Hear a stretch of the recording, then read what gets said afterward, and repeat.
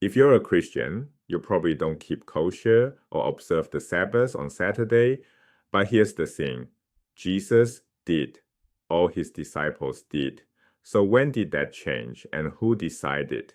The answer depends which book of the New Testament you read.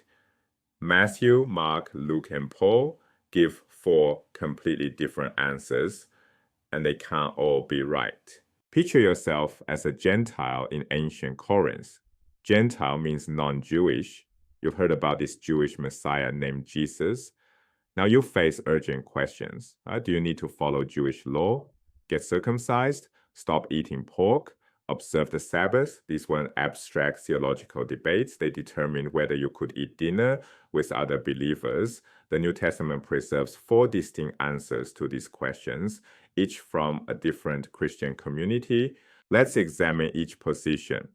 Matthew's Jesus states clearly, "Do not think I have come to abolish the law or the prophets. Not one letter, not one stroke of a letter will pass from the law. Full observance required." Mark's Jesus takes a different stance.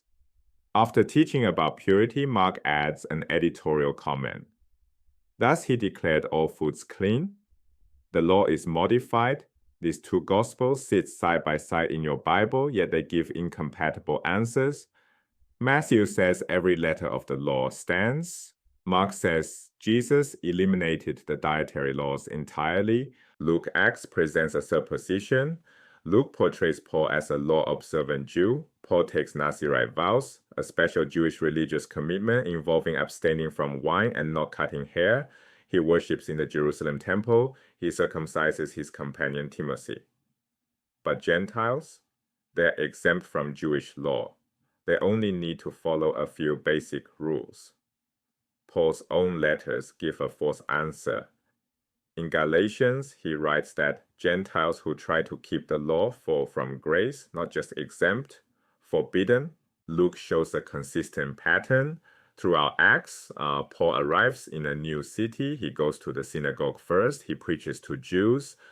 Some accept, some reject. He then turns to Gentiles, and then he moves to the next city and repeats the entire cycle. This isn't Paul abandoning Judaism. The phrase "to the Jew first" describes his missionary method in every location. He returns to synagogues in each new city. The turn to Gentiles is local and temporary, not global and permanent. Here's the tension. Luke's Paul and Paul's Paul hold different theologies. Luke shows Paul keeping the law, taking vows, worshiping in the temple.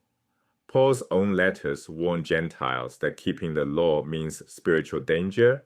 Same historical figure, different portraits, different communities preserve different memories and drew different conclusions. Neither author knew they'd end up in the same book, and they wrote for their own communities, addressing their own questions. Why such diversity? Look at a map of the ancient Mediterranean: Jerusalem, Antioch, Corinth, Ephesus, Rome, Alexandria. Christian communities scattered across thousands of miles, no internet, no telephone, no church councils yet, no agreed list of authoritative texts. Travel between cities took weeks or months. Each community functioned as an independent theology lab. They wrestled with the same questions but reached different conclusions. A believer in Antioch might never know what Christians in Rome decided about Gentiles and the law. Luke's position made perfect sense in the ancient world. Right? In antiquity, laws were ethnic. Romans followed Roman law. Greeks followed Greek customs. Jews followed Jewish law. You follow the laws of your people. From this perspective, Gentiles keeping Jewish law would be strange. Like an American insisting on following Japanese traffic laws while driving in Texas. Luke's answer: Gentile Christians aren't bound by Jewish law because they're not Jewish. Simple, logical, completely different from Matthew's answer. What do we do with this information? First, a practical reading skill. When you read the New Testament, ask, which community produced this text? What were their specific concerns? The Gospels are neutral biographies. They're theological arguments. Matthew wrote for a community that kept Jewish law. Mark wrote for a community that didn't. Each gospel reflects its community's answer to the question, what does following Jesus require? This diversity explains major features of Christian history. Why Christianity became a predominantly Gentile religion, why denominations today still disagree about law and grace, why the relationship between Christianity and Judaism remains complex. The separation wasn't inevitable. It resulted from specific communities making specific choices. Mark's position won in most Gentile churches. Matthew's position survived in some Jewish Christian communities for centuries. The New Testament preserves the debate, frozen in time, with all four answers sitting side by side. These early Christians weren't confused or sloppy.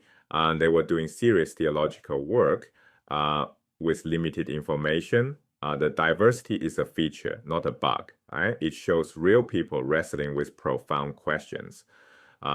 What does it mean to follow a Jewish Messiah if you're not Jewish? 20 centuries later, we're still working out the implications of their different answers.